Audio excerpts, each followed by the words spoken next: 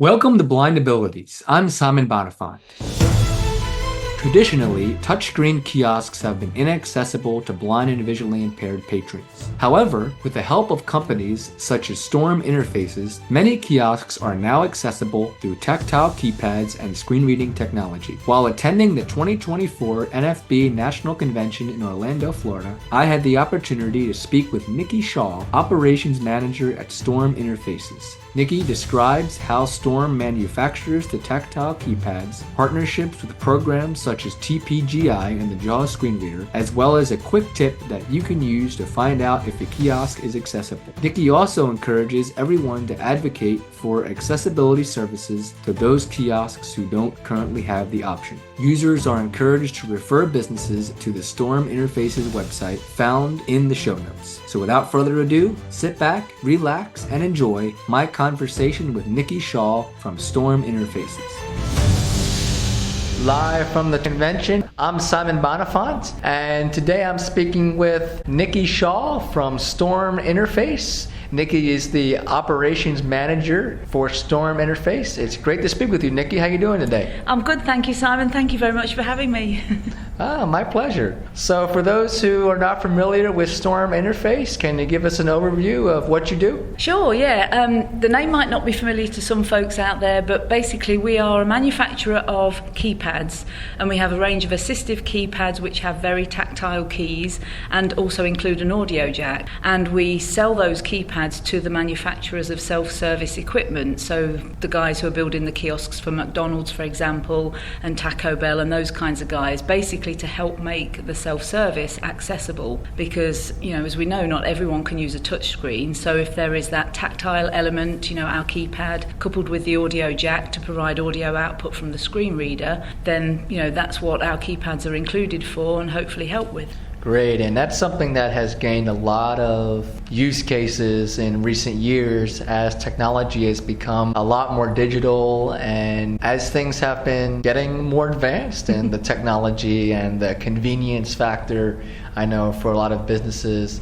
So it's a really great service that you do. And one of the things that you're talking about here to our blind and visually impaired community is a way that they can get access to all of the kiosks that you service, and they may not know about this. So can you tell us about how this works and what you're telling people to do? Yeah, I mean, that's really our primary reason for being at this show, is because the end customers that we work with, so we're talking about now the quick service restaurants of this world and, you know, the airlines, the United States Postal Service, all of the customers who have used our devices, you know, they've included them in the design of their self-service kiosks, they've rolled them out, they're out in the wild, you know, you'll hopefully come across them in your daily lives. But the thing is, they've really done a poor job of letting, you know, the community know the actual location of those devices. For example, the post office at the corner of X and Y streets has an accessible kiosk. You know, they've done a really poor job of advertising exactly where those kiosks are. And also,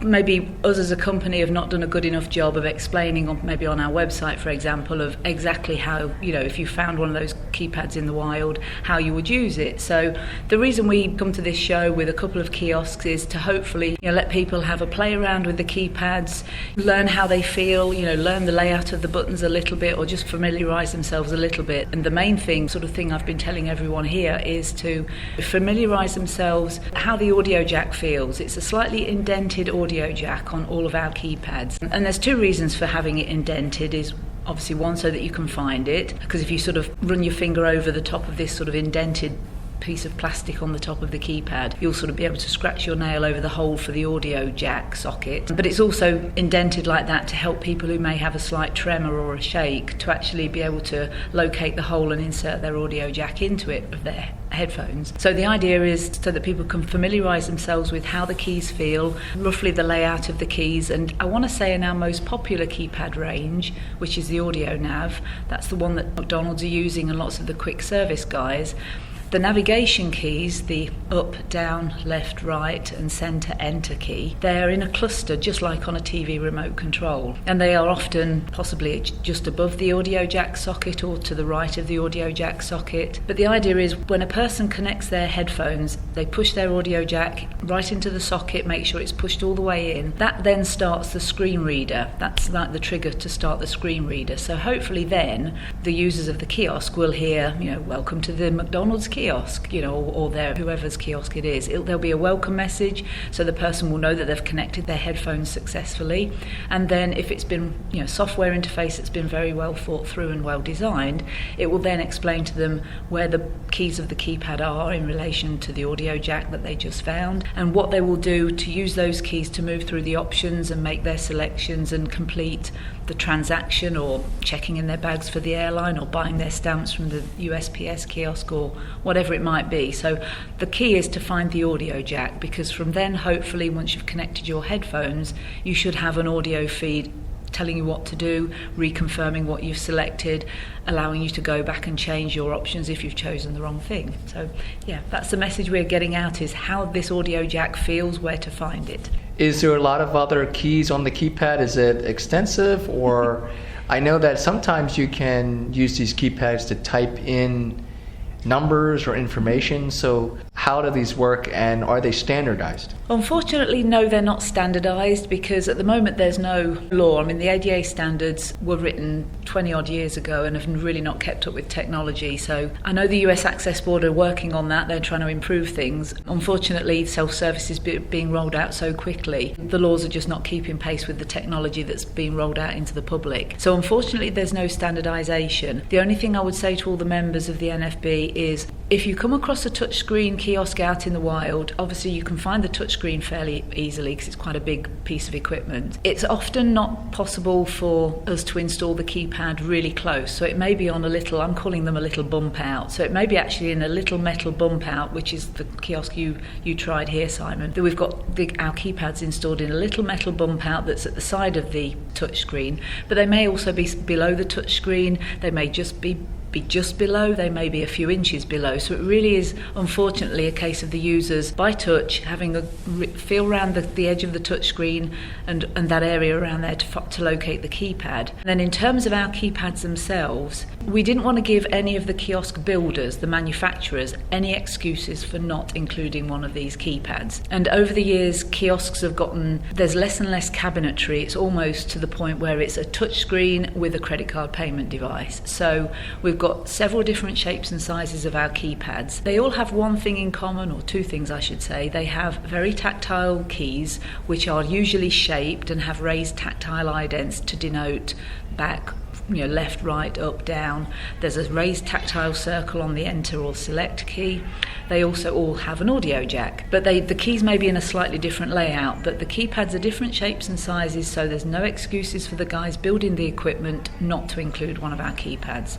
We also have an externally mounted one as well, so again, retrofit, not a problem. No excuses for the businesses out there not to include a keypad. And then in terms of the number of keys on the keypad, that also varies. Doesn't usually affect the functionality, but it can do. It depends how the McDonald's of this world, how they've chosen to use those keys.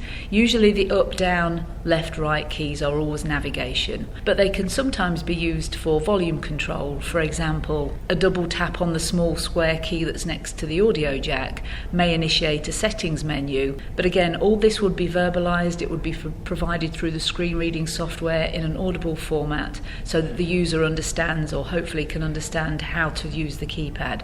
There's also, some of the keypads have two buttons for volume control, one for volume up, one for volume down. They sometimes also have two little square keys for the speed of the audio, faster audio or slower audio. Mm-hmm. So they have a few things in common in terms of the navigation keys are always sort of pointy, up, down, left, right. Audio jack is always slightly indented. But then in terms of the other keys, it can vary. But I say, again, hopefully if it's a well-designed software interface, which I sometimes am not always involved with the software because we're kind of hardware guys and we do provide an advisory service, but it's at the customer's discretion whether they use our advice or do their own thing. We always advise that they do things a certain way. We also always advise that they have users via the NFB to user test their products before they put them out in the wild. So yes, there's a few different things, but hopefully the audio should take care of any concerns that listeners might have about, well, if I connect my audio jack and it can't hear anything. Obviously try pressing the keys of the keypad to see if it's maybe a volume issue. It may be that they've just not updated the software, so that the accessible software is maybe a bit behind the hardware, because lots of deployers have gotten the hardware out there really quickly and they're still working on integrating the screen reading element. We're trying to crack the whip over those guys as best we can in the nicest possible way. But yes, hopefully the software will catch up and say the audio will be there for the listeners who are listening to this. And folks may be even familiar with the screen reading technology. I know you were telling me that you partner with JAWS, and they have a business-to-business program, the JAWS kiosk interface. Right? Yeah, that's right. As a business, Storm has decided that it only recommends assistive technology, that it's software, screen readers, and people who can advise on the accessibility aspect of the kiosk design, or even the actual restaurant design, for example, because it's no use having an accessible kiosk that's up a curb so somebody in a wheelchair can't access it, for example.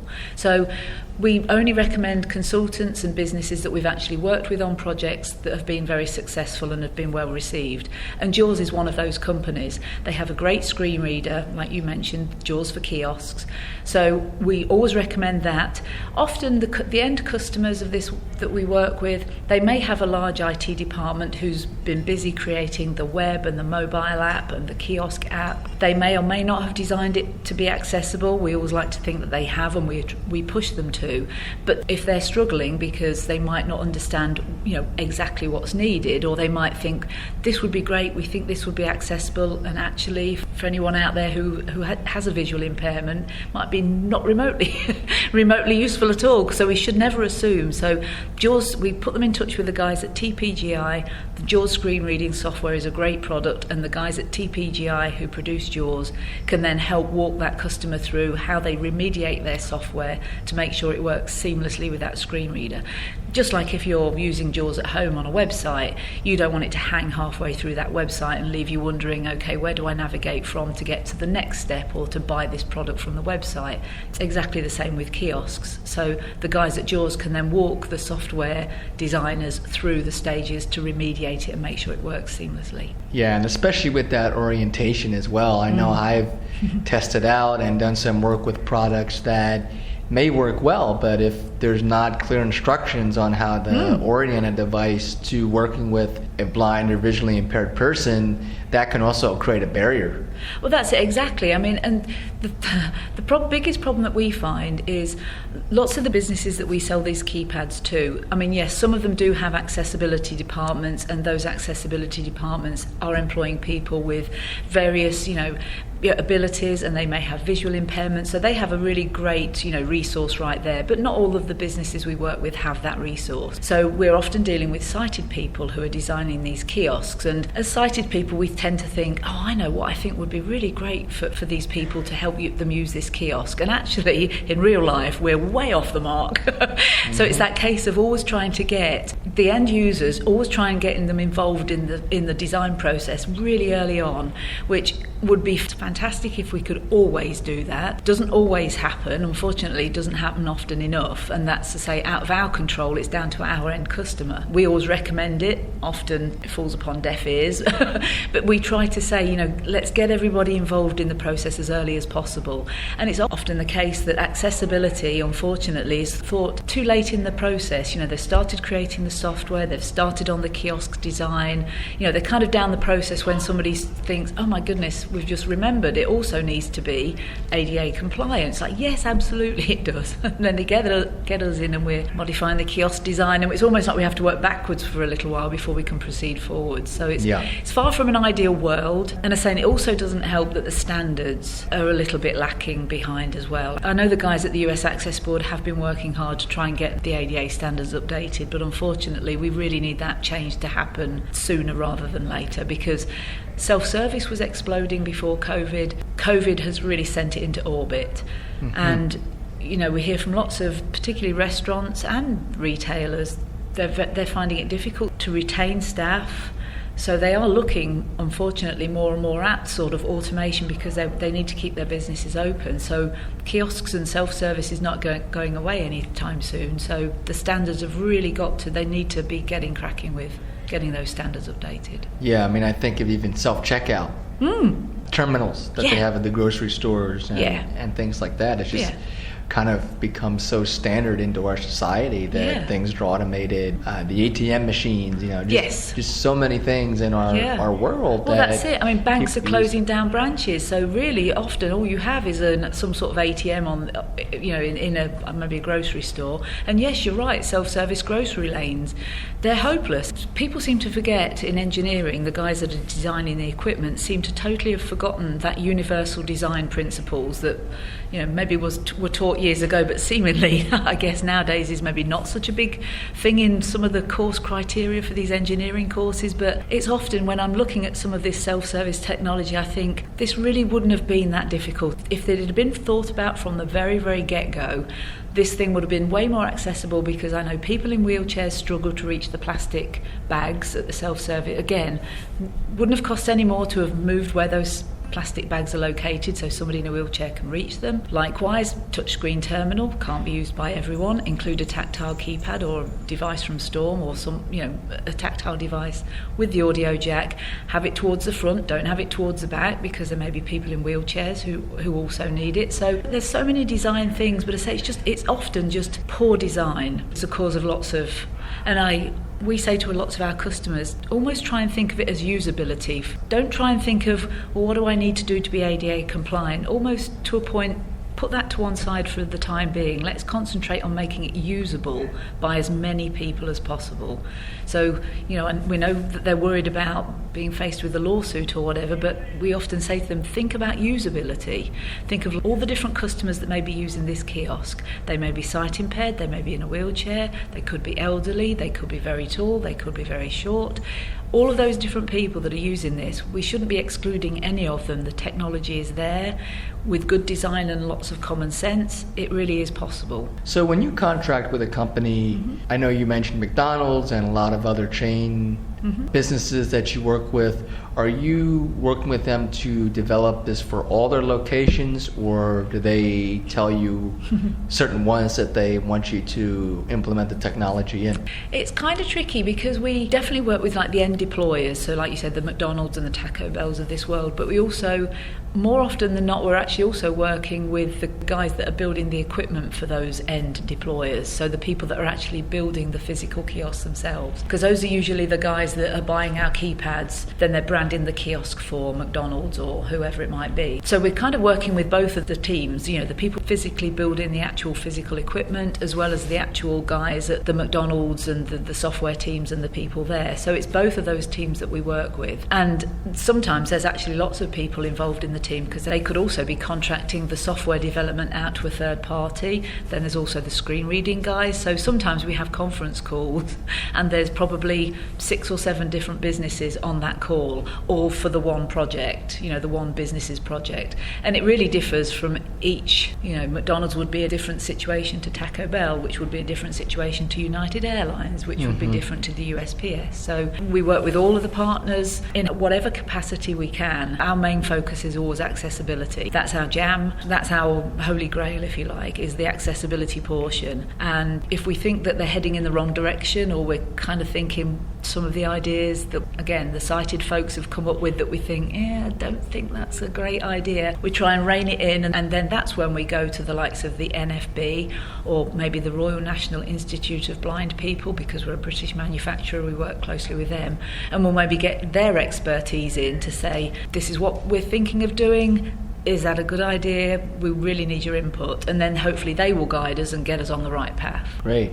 Well, one of the things that we do a lot in the blind and visually impaired community is the advocacy for businesses that don't already have the service, and we try to spread awareness and try to get the implementations into as many places as possible. Is there a way that people can efficiently spread the word about your work and send businesses to you? I've been asked that a few times at this convention, which is really fantastic to hear. Do you know what? I think the biggest thing that will drive change is if you're standing in Costco trying to use the self-checkout lanes in Costco, or you've sat at a restaurant and they've handed you some sort of digital display to put your credit card into and actually complete, when you've come to pay the check and that kind of stuff, and it's inaccessible. If you're in those businesses and you're having to use inaccessible self-service equipment, try and locate the manager. Find a store associate and say, I really need to speak to the manager, because I think it will only be that as those voices become more frequent in the businesses, one voice every 2 years, the manager is never going to remember. But if he thinks, oh shoot, that's the second time this week that somebody has said to me, I really need to probably highlight this to my regional manager, and then it goes up the food chain to hopefully the head office, and it becomes a thing that they're like, okay, this is being asked for by our customers. They're telling us that if they can't use our technology, then they're going to shop elsewhere, or they're going to take their business elsewhere, because unfortunately it all comes down to the bottom line. So I've said to people, I make a nuisance of myself in as many ways as I can when we do trade shows like the National Retail Federation show we do in New York every January. We also do the National Restaurant Association show. We do HIMSS, which is a big medical trade show for the guys in the medical field. All of those trade shows, we're banging the drum for accessibility and how it's just not good business sense to exclude a portion of your potential customer base by having inaccessible self-service.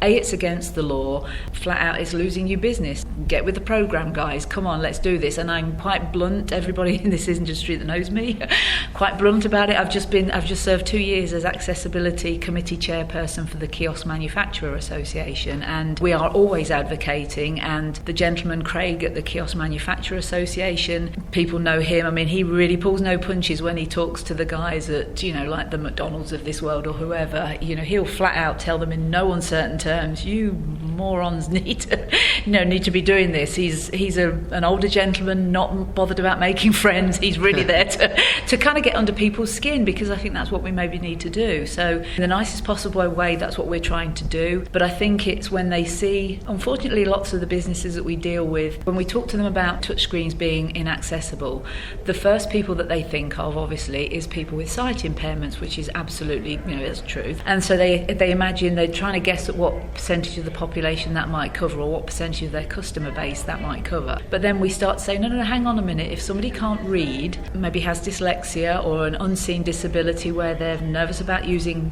self-service because it's very dynamic and changing, or they don't speak the language, so all the English text that's on the screen, they can't read it, they can't understand it, or they have a Parkinson's disease, for example, they have a severe tremor and can't use a touchscreen. There's lots and lots of people who struggle to use touchscreens, or for whom it's very intimidating or it's very challenging. So we say to them, if you start looking at the bigger picture in terms of the demographic of people, when you're expanding it now to that, you're possibly talking about 20-25% of your customer base.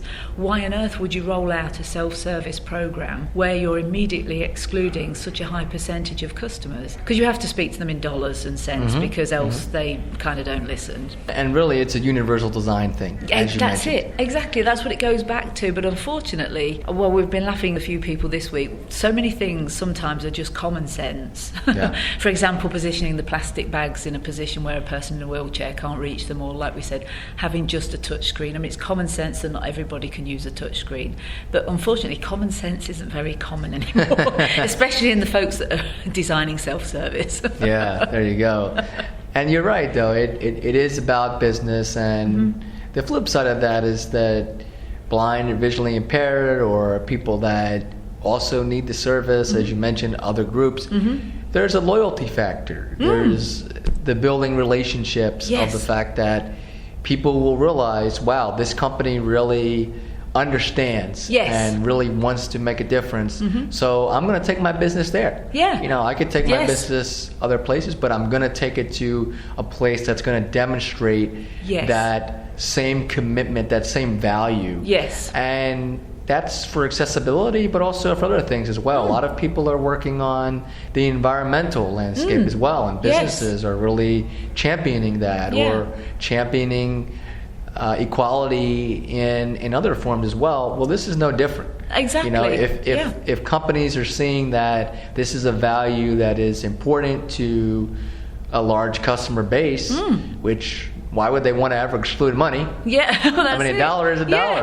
Well, that's it. And that's the thing. I mean, it's kind of been funny and I have to laugh. And at first it got me quite annoyed. But then I thought, okay, how can I turn this into a positive? Because I see so many press releases by these companies that they issue about diversity, equity and inclusion and how they've got programs in place and they're doing all this. And to me, I'm like, you know. But then it's great because when I bump into the representatives from those businesses at trade shows, it's a great stick for me to beat them with because I say, I saw your diversity, equity and inclusion statement on LinkedIn the other day. I'm so pleased you're getting behind this. Let me show you how you can make your self-service accessible because at the moment you're not, but I'm sure it's on your list to do, isn't it? Because of this, you know, this diversity, equity and inclusion drive that you're doing. Because of course you wouldn't forget about, you know, those shoppers, would you? You know, so I'm kind of like, so it's holding their feet to the fire a little bit, you know, just issuing a press release to tell people about how great you are because you're going to do this. It's like now you need to put your dollar, you know, your money where your mouth is. And that's hopefully where us and the Kiosk Manufacturer Association and the NFB and all you guys, we can kind of hold their feet to the fire because, yes, you're right, it's a very loyal demographic. And again, I would love for the CEOs of some of the businesses that we've worked with and the ones that we're trying to work with, because say we work with lots of them and they've been very receptive, but the ones that are not so receptive to accessibility, I would love for them to spend a week here and get, you know, talk to you and your mum and all the people that have been here to be able to understand what your needs are, the fact that you've got money to spend just like everybody else, and just to kind of bring it home to them that the people here, it's not just a statistic that you're reading about from the NFB. There are all these people that would benefit from being able to go into your store or your restaurant or even your health facility or wherever it might be and use your self-service independently because they're people just like the rest of us. You know, I want to get away from people seeing statistics or what percentage of the customer base is that. It's like, forget the percentage to a point. Let's get back to it being about people. You know, yes, it is a percentage, but I kind of want to put faces to this, you know. So I've thought of a few things over the years, but it's, you know, I need to try and make something pan out because I would love perhaps for maybe the New York chapter of the NFB, if there was a few people that if I could get tickets for the National Retail Federation show in January in New York, if I could get some tickets for that show so we could have some of the NFB members come to that show, just walk up and down the aisles. It's a really huge show. Everybody from retail is there to look at the new technology that's coming in terms of theft protection and stock control and all that kind of stuff that we don't tend to think about for retail, but everybody in retail is at that show. So it would be fantastic to get some of the members, for example, of the NFB, just there walking up and down the aisles, talking to the guys who are there to promote the self-service, just to get that conversation going and put faces to this group. Absolutely. Yeah. And you're also thinking about family and friends of the folks and people that are interested in inclusion efforts that maybe aren't disabled but just would get behind that and support that and really just champion the ideas behind that, even if they're not necessarily the users. So it looks good all around. Well, that's it. I mean, this job that I say, I've been working for Storm now for 16 years, and we've been coming to this NFB convention for quite a few years, and I've met lots of friends who have sight impairments as well as other, you know, disabilities and things, and I've got some great friends. And I would love to see the day, you know, before I shuffle off this mortal coil, I would love to see the day where the technology is actually keeping pace with our expectations. And I mean, we've put man on the moon, you know, we've done so many fantastic things with technology, yet for the most basic kind of everyday stuff, I feel like saying, stop reaching for the stars, you know, with putting man on the moon. Let's try and I'm going to say aim lower, but kind of aim more in terms of the realistic everyday things that we can do to improve people's lives, because there's so many simple things that we can do that don't necessarily need to cost any more money, especially if you do it from scratch rather than an afterthought. So yeah, I would love to see that happen, but say mainly for my friends, but too as well just because I find this job very fulfilling. I have become, through this job, I've become very, very passionate about accessibility, and I'm noticing self-service when I'm out and about because that's my thing, but But now I'm noticing all sorts of things where I think, oh my man, what if they'd have only designed that like that? I know, because I have friends who I think, well, shoot, he wouldn't be able to use that. I'm thinking of a friend now who I think wouldn't be able to use, a friend with Parkinson's disease wouldn't be able to use a touchscreen because it's gotten progressively worse over the last 20 years. So he has a significant tremor. And I just think, oh man, if they'd only included our keypad, or there's so many little things that people can do that make such a big difference to so many people. So if ever I'm having a bad day and I'm thinking work's getting me down because there's lots going on, I'm getting stressed, I just take a minute, have a cup of tea and think, okay, keep fighting the good fight, because we can't give up, I guess. It's the message, isn't it? Absolutely. Well, if folks wanted to contact you and your company, how would they do that? Well, they could obviously email me. My email address is Nicky S, so that's N for November, ICKYS for Sam, so Nicky S at storm-keypads.com. Yes, they can find our website. We're kind of a business-to-business website because, obviously we're selling the keypads to the guys that are building the software. Unfortunately, we have no consumer products that your listeners could probably use. But yes, if they want to recommend the business, for example, if you're in a facility that has inaccessible self-service, just tell the person there, the manager who I've said to you to hound, just tell that manager to call Storm Interface, because once they call us, we can take care of them in terms of the software and the hardware. People seem to think, when they think of accessibility, it's like standing at the foot of Mount Everest and somebody said, yeah, just run up that hill. And they think, oh my goodness, it's overwhelming. It's like, so they come to us and it's our job to say, no, it's not overwhelming. You can do it. We're here to help. Yes, we're hardware manufacturers, but we have great partners in the software space. We have great partners in accessibility consulting. We have great testers who we can connect you with. We have the NFB who will support us with any ad hoc questions that come up. So just, how can we do it? It's that real can-do attitude that I think puts people at their ease and hopefully gets them across the finish line with an accessible solution. Absolutely, that teamwork. Exactly, teamwork makes the dream work, Simon. There you go. Well, Nicky, thank you very much for taking the time to speak with me and the listeners about the wonderful work that you're doing at Storm Interface. I appreciate you taking this time. Thank you so much. Thank you for inviting me. I've really enjoyed it. It's been so great meeting you. I'd like to thank Nicky for taking the time to conduct this interview, and I'd also like to thank you for listening. Don't forget to visit the show notes for all the links mentioned. And if you'd like to contact me, send me an email. I can be reached at sbonenfant2@gmail.com. That's SBONENFANT 2@gmail.com. Thanks again for listening and have a wonderful day. For more podcasts with the blindness perspective, check us out on the web at www.blindabilities.com and subscribe to the Blind Abilities Podcast wherever you listen to podcasts. That's 2 words, Blind Abilities. Our email address is info@blindabilities.com. And you can reach us at 612-367-6093. That's 612-367-6093. Give us some feedback, some suggestions. Let us know how we're doing. We'd love to hear from you. And from all of us here at Blind Abilities, thank you for listening. And until next time, bye-bye.